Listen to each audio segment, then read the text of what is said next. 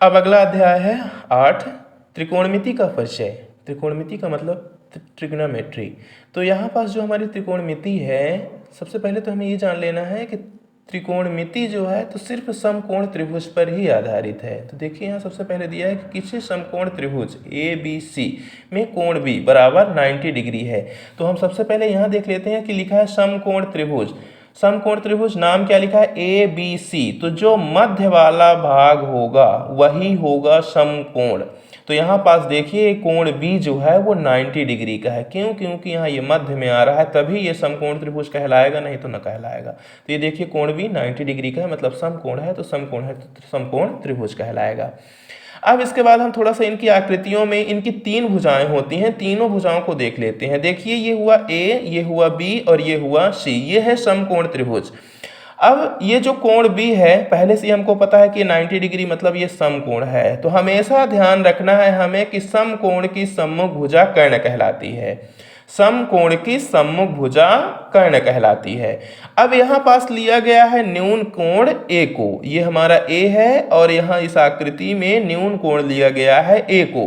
तो न्यून कोण की सम्मुख भुजा हमेशा लंब कहलाती है, या इसी को बोलते हैं कोण A की सम्मुख भुजा। तो हम चाहे कहें कोण A की सम्मुख भुजा, चाहे कहें लंब, बात वही है। और जो हमारा न्यून कोण जिस भुजा पर बैठा हुआ होता है उस भुजा को हम बोलते हैं संलग्न भुजा, आसन्न भुजा या आधार भुजा। तो ये वाली जो भुजा हो जाएगी हमारे समकोण त्रिभुज की संलग्न भुजा, आसन्न भुजा या आधार भुजा। आसन्न का मतलब जिसमें बैठा हुआ हो, पूरा त्रिभुज इस पर बैठा हुआ है तो ये आसन्न या आधार की भुजा कहलाएगी। तो कुल मिलाकर के 3 भुजाएं इसमें होती हैं। अब थोड़ा सा देख लेते हैं, आकृति सेम रहेगी। हमारे एक समकोण त्रिभुज में 2 न्यून कोण होते हैं। तो यहाँ देखिए ये तो पता है ये समकोण है, समकोण तो चेंज नहीं होगा, समकोण की सम्मुख भुजा हमारी कर्ण ही कहलाएगी। लेकिन न्यून कोण यहाँ चेंज हो जाएगा। यहाँ पास हमने लिया था न्यून कोण A, यहाँ ले लिया हमने न्यून कोण C। तो जैसे ही हम न्यून कोण C लेते हैं तो न्यून कोण की सम्मुख भुजा अब ये वाली कहला गई। तो ये वाली भुजा जब कहलाएगी तो सम्मुख भुजा कहलाएगी, और सम्मुख भुजा को ही लंब कहते हैं। देखिए दोनों में जस्ट अपोजिट हो गया, लंब यहाँ पास था अब यहाँ नीचे आ गया। क्यों? क्योंकि हमारा न्यून कोण चेंज हो गया। यहाँ न्यून कोण A था और यहाँ न्यून कोण हो गया C। यहाँ न्यून कोण A की सम्मुख भुजा लंब थी, इसका नाम BC था, यहाँ लंब का नाम यहाँ BC था, लंब BC था। और यहाँ अब जो हमारा लंब है वो लंब हो गया AB। यहाँ पास लंब हमारा कहलाएगा AB, यहाँ लंब कहलाएगा BC। इस बात को हमेशा ध्यान रखना है, इसमें बहुत सारी गलतियां हो जाती हैं और छोटा सा मिस्टेक होता है और हमारा पूरा का पूरा क्वेश्चन गलत हो जाता है। अब यहाँ पास जैसे ही न्यून कोण चेंज हुआ है तो न्यून कोण अब इस भुजा पे बैठ जाएगा, तो आधार की भुजा इसमें कहला जाएगी BC, यानी कि इसमें जो लंब की भुजा है इसमें वो आधार की भुजा कहला जाएगी। तो ये BC हो गई इसमें आधार, और इसमें आधार की भुजा हो जाएगी AB। यानी जो आधार होगा वो लंब हो जाएगा, जो लंब होगा वो आधार हो जाएगा। कब? जब न्यून कोण चेंज हो जाएगा तब। अब यहाँ पास त्रिकोणमिति अनुपातों की बात की जाए तो सबसे पहला हमारा होता है साइन थीटा। तो ये जो न्यून कोण होता है ना, न्यून कोण को हमेशा व्यक्त किया जाता है थीटा से। तो यहाँ पास हमारा आ गया साइन थीटा। तो साइन थीटा बराबर, यदि मान लीजिए हमें नहीं याद रहता ना तो इसका एक शॉर्ट फॉर्म है लाल बटे कक्का, LAL बटे डबल KA। अब इसमें क्या करना है, L और K को एक साथ कर देना है, A और K को एक साथ कर देना है, L और A को एक साथ कर देना है। ध्यान रखेंगे। अब जब L से हुआ हमारा लंब, L से हुआ लंब, K से हुआ कर्ण, तो लंब बटे कर्ण, तो लंब बटे कर्ण हो जाता है साइन थीटा। लंब बटे कर्ण हुआ साइन थीटा।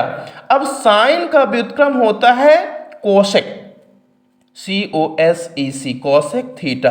तो इसमें कुछ नहीं करना है, जस्ट इसको अपोजिट करके लिख देना है। इसको हम लिख देंगे कर्ण बटे आधा लंब, यानी जो हमारा कर्ण नीचे था वो ऊपर चला गया और जो लंब ऊपर था वो नीचे आ गया। अब इसी प्रकार से देखो दूसरे नंबर पे है A बटे K। तो A का मतलब हुआ आधार, A का मतलब हुआ आधार, और बटे K का मतलब हुआ कर्ण। तो ये हुआ आधार बटे कर्ण। साइन के बाद आता है कॉस, तो ये हमारा जो मान होगा ये मान हमारा कहला जाएगा कॉस थीटा का। तो कॉस थीटा बराबर हो जाएगा आधार बटे कर्ण। अब कॉस का व्युत्क्रम होता है सेक, कॉस का व्युत्क्रम होता है सेक, तो सेक थीटा बराबर हो जाएगा, जस्ट इसी का उल्टा, कर्ण नीचे है तो ऊपर कर देंगे, कर्ण बटे आधार हो जाएगा, ये कर्ण बटे आधार। अब इसके बाद तीसरे नंबर पे आता है L अपान ए। तो L का मतलब तो हमें पहले से ही पता है, L का मतलब होता है लंब, तो इसको लिख देंगे लंब बटे ए का मतलब हुआ आधार, तो लिख देंगे लंब बटे आधार। ये लंब बटे आधार जो होता है वो होता है टेन थीटा, लंब बटे आधार होता है टेन थीटा। अब टेन का व्युत्क्रम होता है कॉट, तो कॉट थीटा बराबर, ये जस्ट अपोजिट, ये आधार चला जाएगा ऊपर, इसको लिख देंगे आधार बटे, और नीचे आ जाएगा हमारा लंब, तो इसको लिख देंगे आधार बटे लंब। तो देखिए हमारा ये लाल बटे कक्का कितने काम का है, यानी थोड़ा सा हम ध्यान रखेंगे तो हम पूरे त्रिकोणमितीय अनुपातों को याद कर सकते हैं। देखो तो L बटे K से हुआ, L का मतलब लंब, K का मतलब कर्ण, तो लंब बटे कर्ण हुआ साइन थीटा।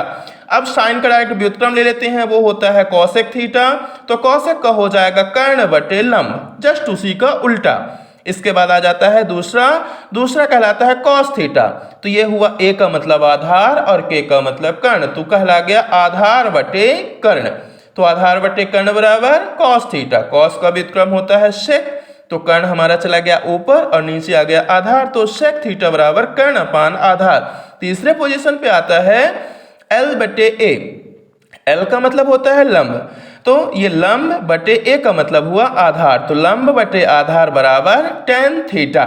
तो अब टेन का व्युत्क्रम जो होता है वो होता है कॉट, COT, कॉट थीटा, तो ये हो जाएगा आधार बटे लंब, तो कॉट थीटा बराबर हुआ आधार बटे लंब, टेन थीटा बराबर हुआ लंब बटे आधार। अब आगे हम बात कर लेते हैं त्रिकोणमितीय अनुपातों के व्युत्क्रम की। तो एक सूत्र हमारा इस तरह से बन जाता है, ये पास थोड़ा देख लेंगे, जो साइन थीटा होता है, तो साइन थीटा इक्वल हो जाएगा, साइन का व्युत्क्रम अभी हमने बताया क्या होता है कोसेक, तो ये हो जाएगा 1 अपान कोसेक थीटा। ये एक सूत्र हमारा बन गया।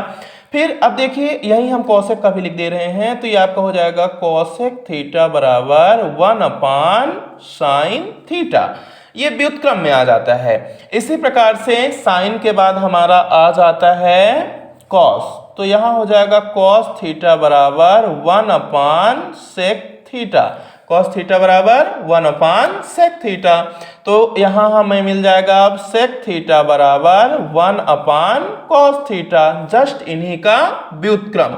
अब इसके बाद तीसरा आता है हमारा टेन थीटा, तो टेन थीटा बराबर आ जाएगा 1 अपान कॉट थीटा। अब कॉट थीटा का जो मान होगा तो वो लिख देंगे कॉट थीटा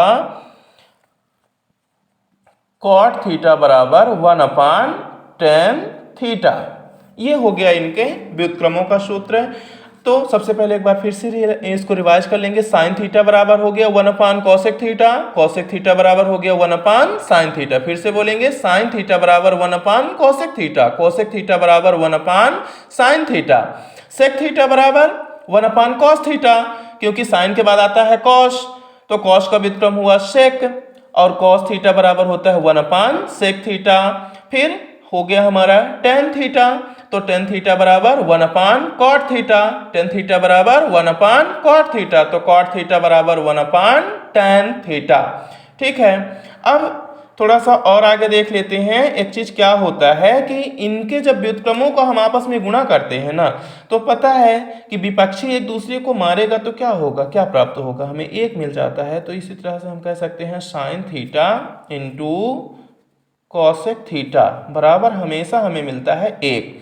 इसी प्रकार से cos theta into sec theta equal यहाँ भी मिलता है एक। और तीसरा होता है tan theta into cot theta equal वहाँ भी मिलता है एक। तो तीनों कंडीशनों में हमें मिलता है एक। Sine theta into cosec theta बराबर भी एक, cosec theta into sec theta बराबर भी एक, tan theta into cot theta बराबर भी एक। फिर एक और सूत्र होता है, वो होता है हमारा टेन थीटा बराबर sine theta upon cos theta. हमेशा ध्यान रखना है, टेन थीटा बराबर sine theta upon cos theta. इसी प्रकार से टेन का व्युत्क्रम हो जाता है कॉट, तो कॉट थीटा बराबर हो जाएगा cos theta upon sine theta, just इसी का अपोजिट, क्योंकि टेन का अपोजिट होता है कॉट।